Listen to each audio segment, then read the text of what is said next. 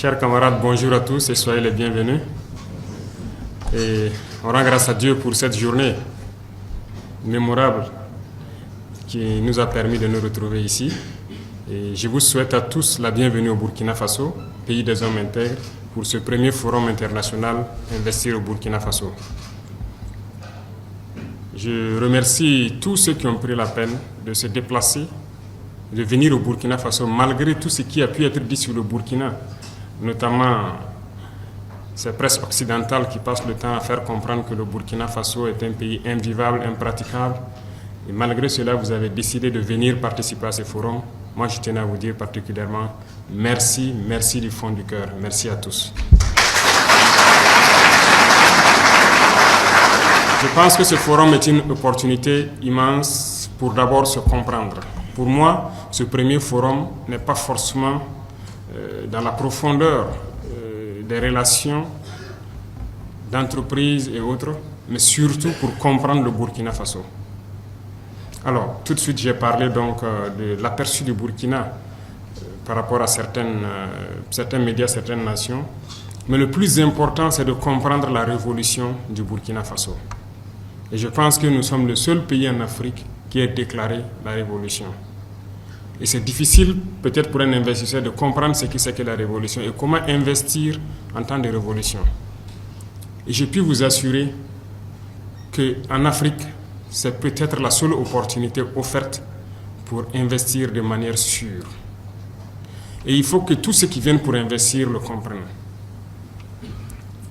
Pendant plusieurs années, beaucoup d'investisseurs sont venus au Burkina Faso, dans cette démocratie qu'on connaît, mais beaucoup, venus d'ailleurs, ont été trahis, ont été déçus.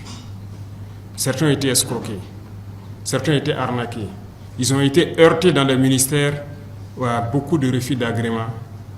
Ils ont été heurtés à la corruption, à beaucoup de faits qui les ont empêchés de s'implanter au Burkina Faso.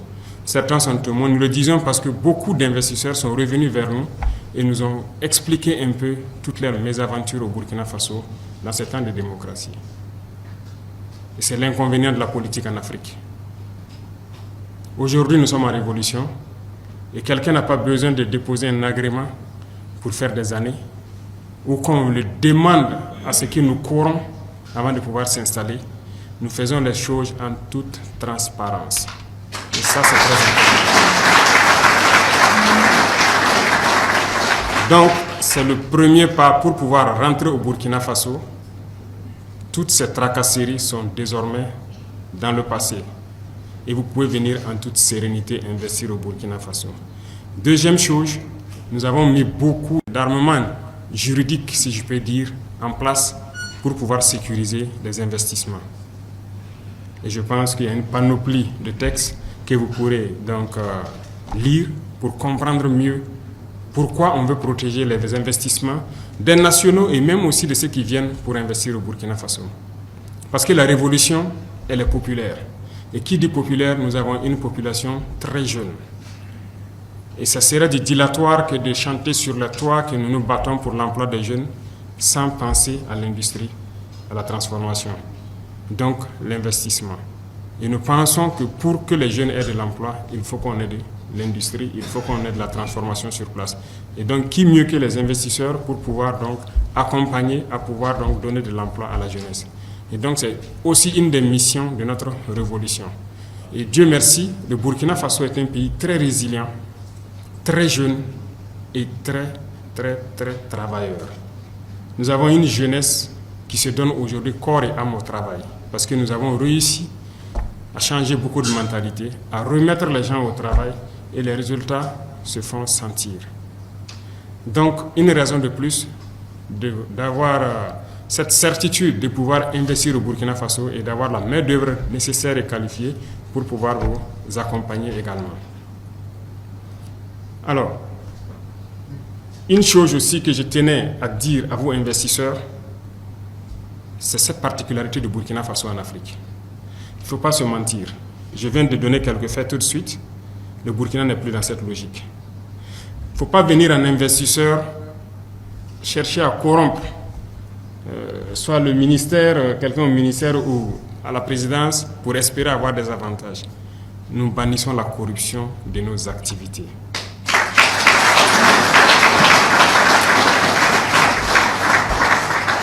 Il ne faut pas venir en investisseur et croire que le Burkina Faso est comme tous les autres pays en Afrique aussi. C'est malheureusement le cas, ça continue. Les gens plaident l'investissement, mais à cause de la corruption, ça devient de l'esclavage. Nous ne sommes pas dans un modèle d'investissement en exposant notre jeunesse à l'esclavage, à l'exploitation. Non, voilà pourquoi nous voulons faire les choses de manière transparente et que chaque partie puisse tirer profit des investissements au Burkina Faso. Le Burkina Faso est un pays très riche. J'ai parlé tout de suite de notre ressource humaine. Nous avons un sous-sol immensement riche de divers types de matériaux. Voilà. Nous avons donc un sol riche pour l'agriculture et le gouvernement met beaucoup d'énergie et d'argent pour pouvoir accompagner nos producteurs.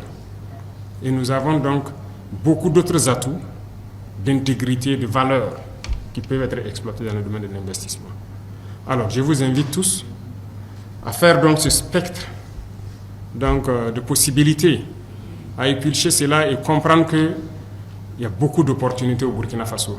Et nous sommes là pour accompagner de manière durable, dans le respect mutuel, les investissements au Burkina Faso.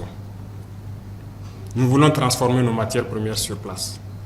Donc nous avons besoin d'industrie. Et quand on parle de matières premières, ce sont les matières du sous-sol. Nous voulons que le calcaire que nous avons soit transformé en clinker au Burkina Faso et transformé en ciment. Nous voulons que notre phosphate soit transformé sur place en engrais. Nous voulons que nos dolomites soient transformés en chaux sur place. Nous voulons que notre manganèse soit transformé sur place, que notre cuivre puisse être transformé sur place, ainsi de suite. Nous avons une grande potentialité en termes de minéraux, mais nous souhaitons l'exploiter et le transformer sur place au profit donc de la jeunesse burkinabé et de l'investisseur qui va venir. Nos matières agricoles, nous avons besoin de transformer beaucoup sur place. Comme je l'ai dit, l'État subventionne beaucoup l'agriculture et quoi de plus normal? Le Burkina Faso est un grand pôle où nous pouvons mettre beaucoup d'industries pour produire tout ce que nous avons besoin et ravitailler le reste du monde. Parce que nous avons une jeunesse qui travaille. Et ils ont besoin juste d'un coup de pouce pour pouvoir y aller. Donc c'est une opportunité ouverte pour pouvoir donc s'employer. Et l'État est ouvert à participer avec vous pour vous rassurer que votre investissement est garanti. Et ça, c'est une donnée très importante.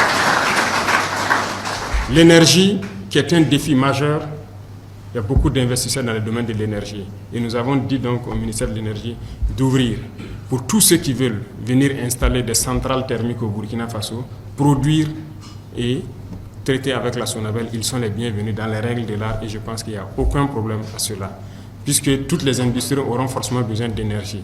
Donc, pour ceux qui viennent pour les industries et ceux qui viennent pour l'énergie, je pense qu'il y a une corrélation nette qui peut se faire.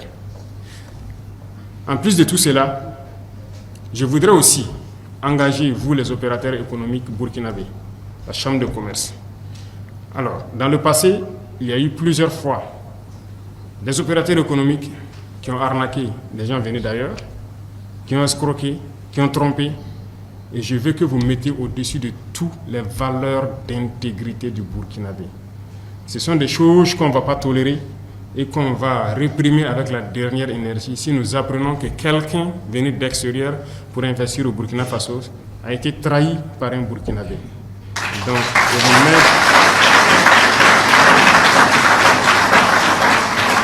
je prends tout le monde à témoin ici pour que tout puisse se faire dans les règles de l'art. Donc, sur le volet sécuritaire et infrastructure de transport, le Burkina Faso est en train de jouer sa partition.